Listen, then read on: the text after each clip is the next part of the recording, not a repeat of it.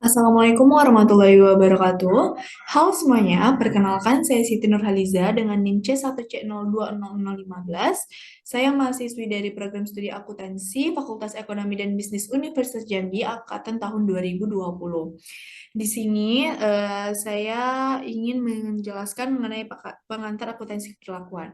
Sebelumnya saya ingin mengucapkan puji syukur saya panjatkan kepada kehadiran Tuhan Yang Maha Esa yang telah melimpahkan kuasa rahmat serta ilmu yang senantiasa diberikannya sehingga saya dapat hadir di sini untuk menjelaskan materi atau pembahasan mengenai pengantar akuntansi keperlakuan.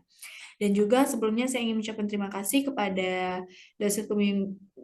dosen pembimbing mata kuliah Akuntansi Keperlakuan, Bapak Dr. Wirmi Eka Putra, SE, MSI, CIQ, NR, CSRS, di mana beliau telah membimbing terkait materi dalam mata kuliah Akuntansi Keperlakuan ini.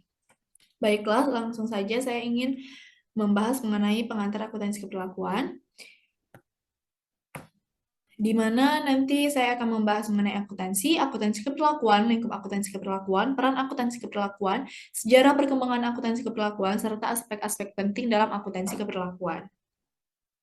Pembahasan yang pertama ialah akuntansi, di mana akuntansi ini pengertiannya adalah disiplin ilmu atau teknik-teknik yang berfungsi untuk menyediakan informasi yang relevan dan tepat waktu mengenai kejadian-kejadian suatu entitas, baik entitas privat atau entitas publik, untuk eh, membantu para pemangku kepentingan dalam pembuatan keputusan.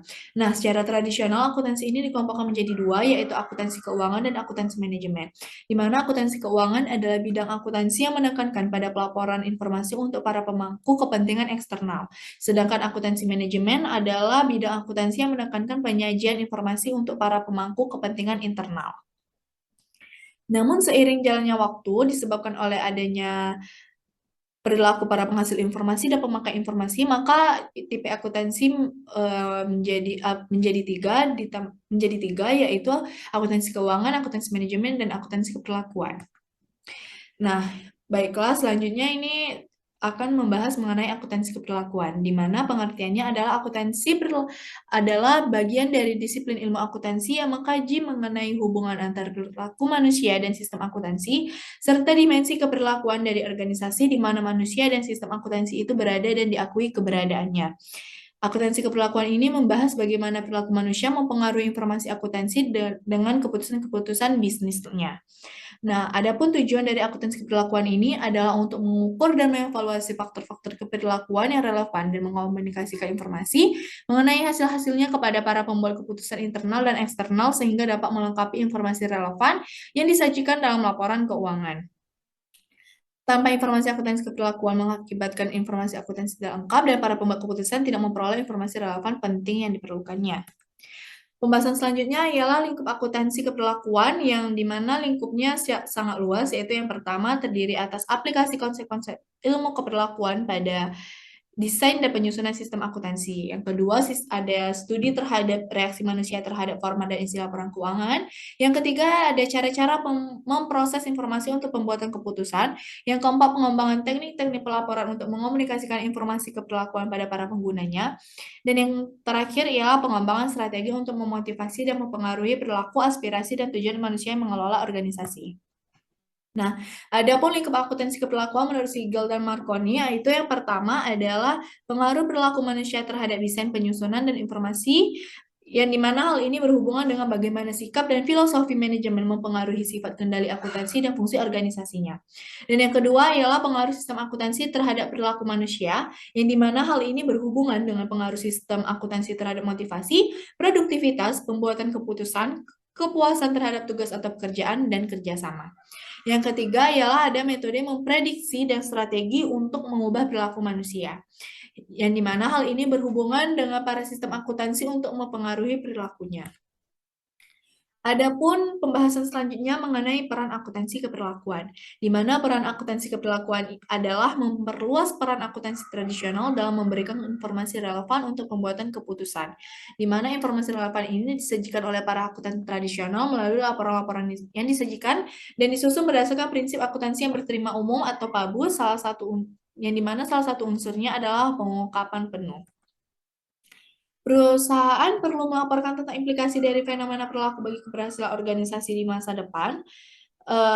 di mana terdapat informasi keperlakuan yang dilaporkan dapat berbeda antar divisi maupun antar perusahaan dan perusahaan lainnya. Nah, selanjutnya ada semakin banyak pihak yang menyatakan bahwa informasi berdimensi keperlakuan organisasi bermanfaat bagi pembuat keputusan internal dan eksternal organisasinya. Yang dimana siapapun yang bertanggung jawab terhadap penyiapan dan penyajian informasi tersebut, mereka harus memiliki kemampuan dan kompetensi untuk melaksanakan tugas dan tanggung jawabnya. Dan yang terakhir ada klaim akuntan untuk menyelidiki fenomena keperlakuan didasarkan pada sifat akuntansi. Nah, para akuntan ini di sini merasa bahwa mereka memiliki pengalaman yang lama sehingga sangat memahami informasi yang diperlukan seperti fenomena ekonomi organisasi, fenomena keperlakuan, dan fenomena dari satu dimensi ekonomi ke dimensi lainnya. Dan pembahasan selanjutnya ialah adanya sejarah perkembangan akuntansi keperlakuan. Yang pertama pada tahun 1950, di mana kesadaran profesi akuntansi mengenai pentingnya disiplin ilmu perilaku mulai berkembang itu pada tahun 1950-an. Selanjutnya pada tahun 1951, pada bulan Juni, The Controllership Foundation of America mensponsori penelitian untuk mengetahui pengaruh anggaran terhadap manusia yang dilakukan oleh School of Business and Public Administration of Cornell University dan memberikan beberapa rekomendasi mengenai beberapa keperlakuan yang muncul dalam anggaran dan penyusunan anggarannya. Selanjutnya pada tahun 1953 terdapat hasil riset Chris Argyris sebagai dasar untuk menulis artikel yang berjudul Human Problems with Budgets, yang dimana mengenalkan bidang masalah dan dimensi akuntansi keperlakuan bagi para pembaca artikel ini secara luas.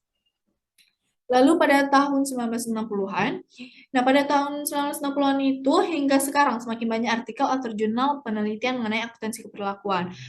Pada awalnya banyak artikel yang membahas mengenai definisi dan akuntansi keperlakuan, lalu pada tahap berikutnya artikel tersebut membahas konsep-konsep dan teori keperlakuan yang relevan dengan akuntansi dan implikasinya terhadap prinsip dan praktik akuntansi.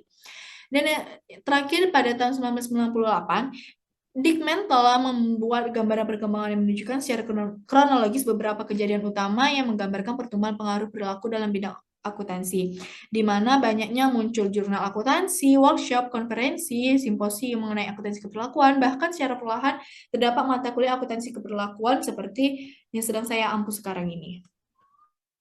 Pembahasan yang terakhir ialah ada aspek-aspek penting dalam akuntansi keperlakuan yang dimana menurut Schiff dan Lewin pada 1974 terdapat 5, yaitu yang pertama teori perusahaan dan keperlakuan manajerial, di mana teori organisasi model berkonsentrasi pada perilaku pengarahan tujuan perusahaan, motivasi dan karakteristik penyelesaian masalah.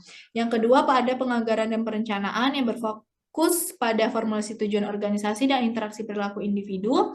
Dan yang ketiga ada pengambilan keputusan yang dimana terfokus dalam teori-teori dan model-model tentang pengambilan keputusan. Yang keempat ada pengendalian yang dimensi yang terfokus pada struktur organisasi, pengendalian internal dan hubungan antar hierarki administrasi. Dan yang terakhir adalah pelaporan keuangan yang meliputi perilaku perataan laba dan keandalan informasi akuntansi dan relevansi informasi akuntansi bagi investor. Baiklah, sekian dari pemaparan dan materi yang dapat saya sampaikan. Semoga bermanfaat untuk kalian semua. Saya meminta maaf apabila ada kesalahan. Saya undur diri. Terima kasih. Assalamualaikum.